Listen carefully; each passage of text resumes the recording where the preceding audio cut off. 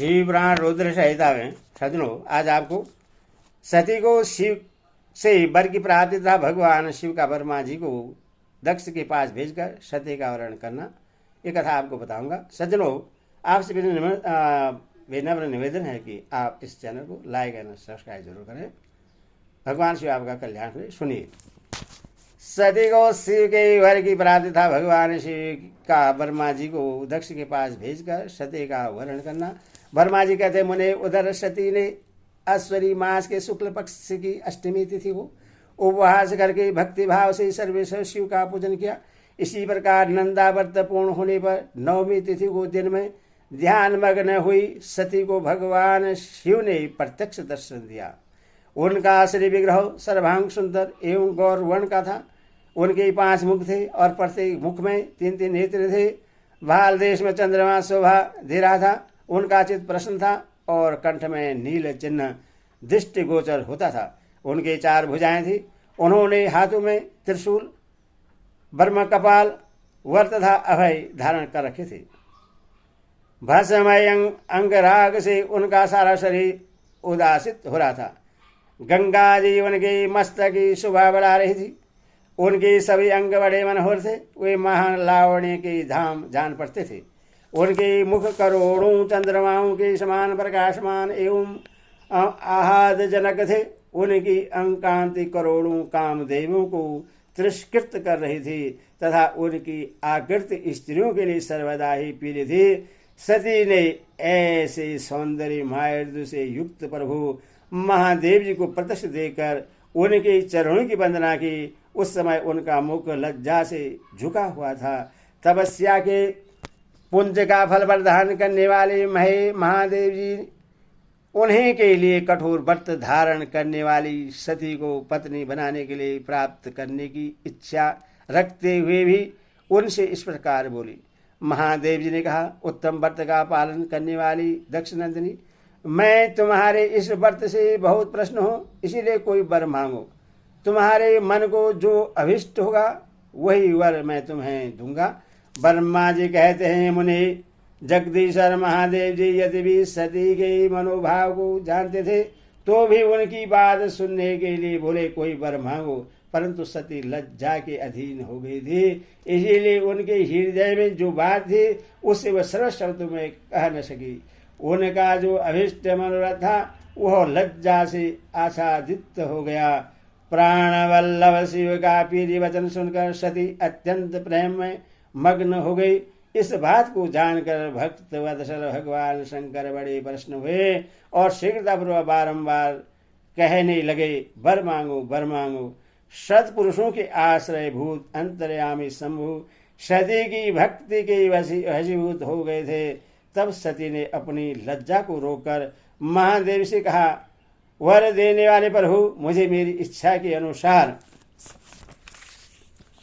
ऐसा वर दीजिए जो टल न सके। भक्त वत्सल भगवान शंकर ने देखा सती अपनी बात पूरी नहीं कह पा रही है, तब वे स्वयं ही उनसे बोले, देवी तुम मेरी भार्या हो जाओ।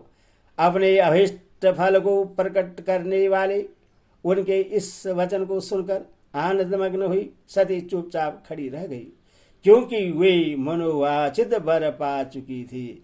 फिर दक्ष कन्या प्रश्न हो दोनों हाथ जोड़ मस्तक झुका भक्त वत्सल शिव से बारंबार कहने लगी। सती बोली, देवाधिदेव महादेव प्रभु जगतपति, आप मेरे पिता को कहकर वैवाहिक विधि से मेरा पाणी ग्रहण करें। ब्रह्मा जी कहते हैं, नारद, सती की यह बात सुनकर भक्त वत्सल महेश्वर ने प्रेम से उनकी ओर देखकर कहा, प्रिय ऐसा ही होगा। तब दक्ष कन्या सती भी भगवान शिव को प्रणाम करके भक्तिपूर्वक विदा मांग जाने की आज्ञा प्राप्त करके मोह और आनंद से युक्त हो माता के पास लौट गए। इधर भगवान शिव भी हिमालय पर अपने आश्रम में प्रवेश करके दक्ष कन्या सती के वियोग से कुछ कष्ट का अनुभव करते हुए उन्हीं का चिंतन करने लगे। देवेश फिर मन को एकराह करके लौकिक गति का आश्रय ले भगवान शंकर ने मन ही मन मेरा स्मरण किया।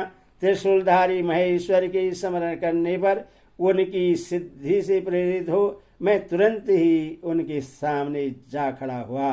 तात हिमालय के शिखर पर जहाँ सती के वियोग का अनुभव करने वाले महादेव जी विद्यमान थे, वहीं मैं सरस्वती के साथ उपस्थित हो गया। देवर्षि सरस्वती सहित मुझे आया देख सती के प्रेम पास बधे हुए शिव उत्सुकता पूर्वक बोले। शंभु ने कहा, ब्राह्मण, मैं जब से विवाह के कार्य में स्वार्थ बुद्धि कर बैठा हूं, तब से अब मुझे इस स्वार्थ में ही स्वतः सा प्रतीत होता है। दक्ष कन्या सती ने बड़ी भक्ति से मेरी आराधना की है। उसके नंदावर्त के प्रभाव से मैंने उससे अभिष्ट वर देने की घोषणा की। ब्राह्मण, तब उसने मुझसे यह वर मांगा कि आप मेरे पति हो जाइए। यह सुनकर सर्वदा संत हो मैंने भी कह दिया कि तुम मेरी पत्नी हो जाओ। तब दक्षायणी सती मुझसे बोली, जगतपति, आप मेरे पिता को सूचित करके वैवाहिक विधि से मुझे ग्रहण करें। ब्राह्मण, उसकी भक्ति से संतोष होने के कारण मैंने उसका वह अनुरोध भी स्वीकार कर लिया। विधाता, तब सती अपनी माता के घर चली गई और मैं यहाँ चला आया। इसीलिए अब तुम मेरी आज्ञा से दक्ष के घर जाओ और ऐसा यत्न करो कि जिससे प्रजापति दक्ष शीघ्र ही मुझे अपनी कन्या का दान कर दें। उनके इस प्रकार आज्ञा देने पर मैं कृत और प्रश्न हो गया तथा उन भक्तवर्ष विश्वनाथ से इस प्रकार बोला। मुझ वर्मा ने कहा, भगवान शंभु, आपने जो कुछ कहा है उस पर भली भांति विचार करके हम लोगों ने पहले ही उससे सुनिश्चित कर दिया है। विश्वधर, इस समय मुख्यतः देवताओं का और मेरा भी स्वार्थ है। दक्ष स्वयं ही आपको अपनी पुत्री प्रदान करेंगे, किंतु आपकी आज्ञा से मैं भी उनके सामने आपका संदेश कह दूंगा। सर्वेश्वर महाप्रभु महादेव जी से ऐसा कहकर मैं अत्यंत वेगशाली रथ के द्वारा दक्ष के घर जा पहुंचा। नारद जी ने पूछा, वक्ताओं में श्रेष्ठ महाभाग विधाता, बताइए, जब सती घर पर लौटकर आए तब दक्ष ने उनके लिए क्या किया? वर्मा जी ने कहा, तपस्या करके मनोवासित वर पाकर सती जब घर को लौट गई तब वहां उन्होंने माता पिता को प्रणाम किया। सती ने अपनी सखी के द्वारा माता पिता को तपस्या संबंधी सब समाचार कहलवाया। सखी ने यह भी सूचित किया कि सती को महेश्वर से वर की प्राप्ति हुई है। वे सती की भक्ति से बहुत संतुष्ट हुए हैं। सखी के मोह से सारा वृत्तांत सुनकर माता पिता को बड़ा आनंद प्राप्त हुआ और उन्होंने महान उत्सव किया। उदार चेता दक्ष और महामनस्विनी वीरणी ने ब्राह्मणों को उनकी इच्छा के अनुसार द्रव्य दिया तथा अन्य अंधों और दीनों को भी धन बांटा। प्रसन्नता बढ़ाने वाली अपनी पुत्री को हृदय से लगाकर माता वीरणी ने उसका मस्तक छुआ और आनंद मग्न होकर उसकी बारंबार प्रशंसा की। तदंतर कुछ काल व्यतीत होने पर धर्मज्ञ श्रेष्ठ दक्ष इस चिंता में पड़े कि मैं अपनी इस पुत्री का विवाह भगवान शंकर के साथ किस तरह करूं। महादेव जी प्रसन्न होकर आए थे, पर वे तो चले गए। अब मेरी पुत्री के लिए वे फिर कैसे यहाँ आएंगे? यदि किसी को शीघ्र ही भगवान शिव के निकट भेजा जाए तो यह भी उचित नहीं जान पड़ता, क्योंकि यदि वे इस तरह अनुरोध करने पर भी मेरी पुत्री ग्रहण न करें तो मेरी याचना निष्फल हो जाएगी। इस प्रकार की चिंता में पड़े हुए प्रजापति दक्ष के सामने मैं सरस्वती के साथ सहसा उपस्थित हुआ। मुझ पिता को आया देख दक्ष प्रणाम करके विनम्र भाव से खड़े हो गए। उन्होंने मुझ स्वयंभू को यथा योग्य आसन दिया। तदंतर दक्ष ने जब मेरे आने का कारण पूछा तब मैंने सब बातें बताकर उनसे कहा, प्रजापति, भगवान शंकर ने तुम्हारी पुत्री को प्राप्त करने के लिए निश्चय ही मुझे तुम्हारे पास भेजा है। इस विषय में जो श्रेष्ठ कृत्य हो उसका निश्चय करो। जैसे सती ने नाना प्रकार के भावों से तथा सात्विक व्रत के द्वारा भगवान शिव की आराधना की है, उसी तरह वे भी सती की आराधना करते हैं। इसीलिए दक्ष, भगवान शिव के लिए ही संकलित एवं प्रकट हुई अपनी इस पुत्री को तुम अविलंब उनकी सेवा में सौंप दो, इससे तुम कृतकृत हो जाओगे। मैं नारद के साथ जाकर उन्हें तुम्हारे घर ले आऊंगा। फिर तुम उन्हीं के लिए उत्पन्न हुई अपनी यह पुत्री उनके हाथ में दे दो। ब्रह्मा जी कहते नारद, मेरी यह बात सुनकर मेरे पुत्र दक्ष को बड़ा हर्ष हुआ।